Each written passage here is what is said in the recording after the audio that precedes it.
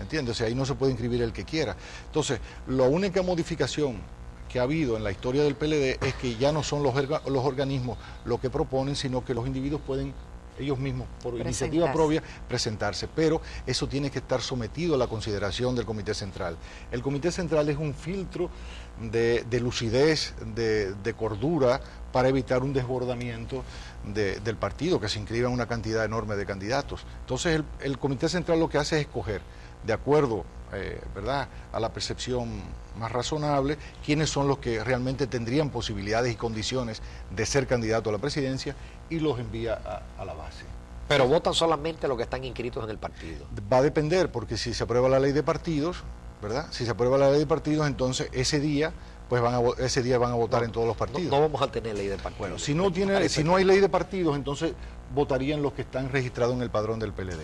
Doctor, ¿y cómo están los ánimos? Porque este es el segundo periodo consecutivo del Partido de la Liberación Dominicana en el gobierno y hay montones de críticas. Quizás ha habido una estabilidad macroeconómica, pero ahora mismo está seriamente cuestionada por el endeudamiento externo y porque no han logrado resolver ninguno de los problemas acuciantes de la sociedad dominicana, algunos de ellos de antaño, pero no hay una respuesta que la gente pueda decir, bueno, esto con tales y cuales iniciativas las resolvió el Partido de la Liberación Dominicana. Frente a esta realidad, ¿tienen ustedes realmente un discurso que pueda entusiasmar a la gente a seguir creyendo en el PLD? Bueno, déjeme decirle, todo gobierno tiene sus luces y sus sombras. A nosotros como partido nos ha tocado gobernar dos momentos difíciles, la salida de Balaguer y la salida del PRD, o sea, dos momentos dramáticos de la economía.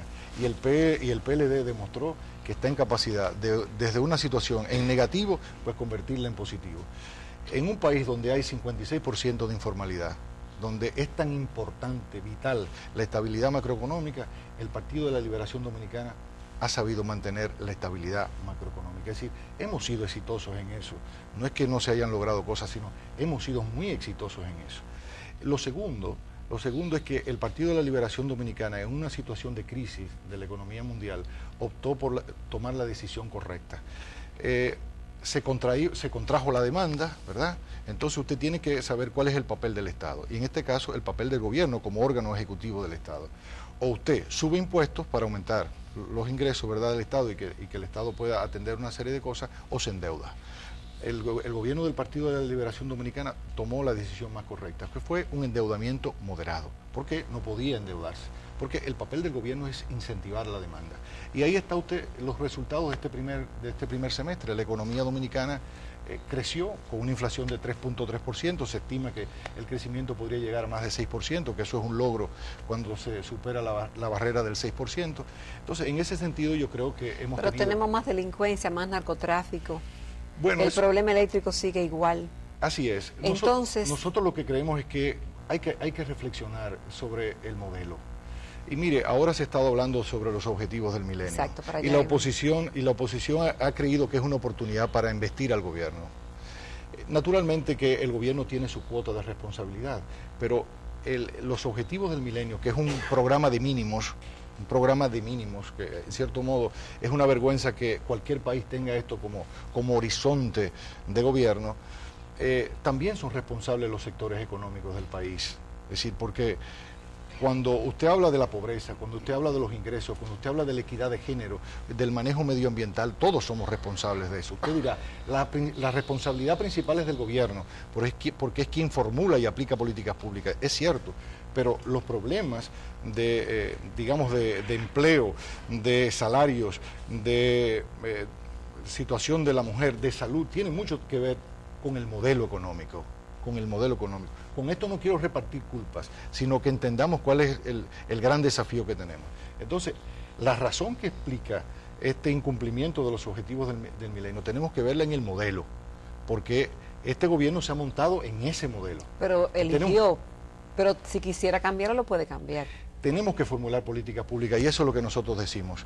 Nuestro gobierno ha sido exitoso manteniendo la estabilidad económica, garantizando que la economía crezca. Pero la conclusión, y usted puede releer las declaraciones del jefe de la patronal, de Lisandro Macarrulla, que decía, y a mí me alegró mucho esta confesión porque fue muy sincero, con este modelo hemos crecido Y a nosotros nos ha convenido mucho porque nos hemos hecho muy ricos los empresarios de este país. Pero esto es un modelo insostenible. Con un 56% de informalidad, con un 74% de los dominicanos y dominicanas que ganan por debajo de 15.000 pesos, no se puede sostener un tejido industrial. Es un tejido industrial altamente vulnerable. Habíamos apostado al modelo exportador, pensando que los consumidores europeos y los consumidores norteamericanos iban a comprar nuestros productos.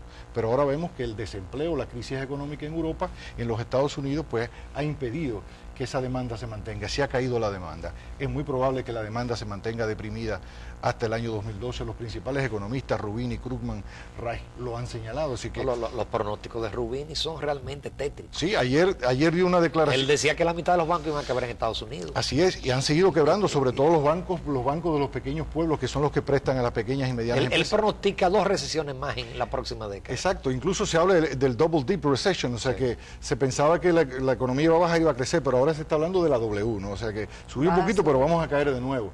Entonces, ante esa realidad, lo más sensato es lo que ha venido planteando Danilo. Tenemos que desarrollar un modelo que ensanche el mercado interno.